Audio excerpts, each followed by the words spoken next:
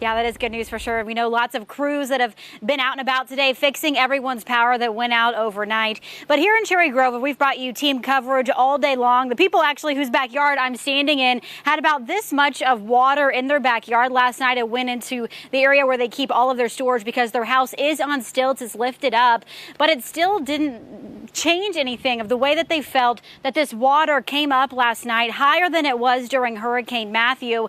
But they're still saying they're lucky compared to their family that's up in Ocean Isle. Crabs going everywhere. What do you want to do with these, honestly, because they're full of water? We'll have to let them dry out.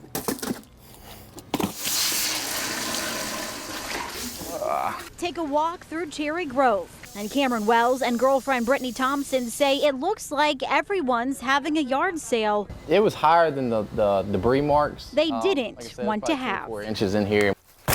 Today we just got everything out, sprayed it down, waiting on it to dry and get rid of a bunch of crap and put it all back in. They say they're lucky. Last night they watched the water rise higher than they've ever seen on 62nd Avenue. We hadn't had much serious flooding ever since it got dredged. Matthew, it came up a little bit, but this was way more serious than Matthew on the flooding part.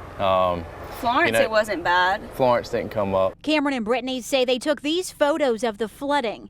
24 inches of water in their garage and over 30 in the street. They say it stuck around for about 2.5 hours before it came back to this. It looked like a river flowing down the road, and in the driveway, you could see all under the houses across the streets, and it was all water. I mean, there was no asphalt or concrete anywhere.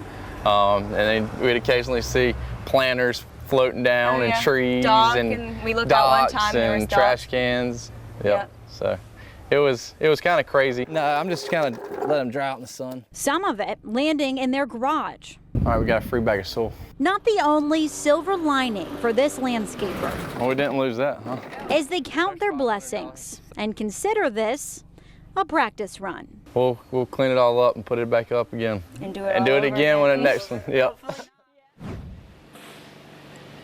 Hopefully we aren't doing it too many times again. Now, they say a lot of people on this street, 62nd Avenue, lost their cars. We saw that when we came into Cherry Grove around noon today, just lining the avenues, people airing out their cars, trying to save them. But fortunately for Brittany and Cameron, both of their cars have been saved. Cameron moved Brittany's car when that water got right up to the door of her Jeep across the street to some higher ground. So they are considering themselves lucky tonight. Eric. It is a yearly routine that I guess you never really want to get used to, but if this was a trial run, hopefully we'll be prepared for the next one. All right, Meredith, Helline in Cherry Grove for us all afternoon and night.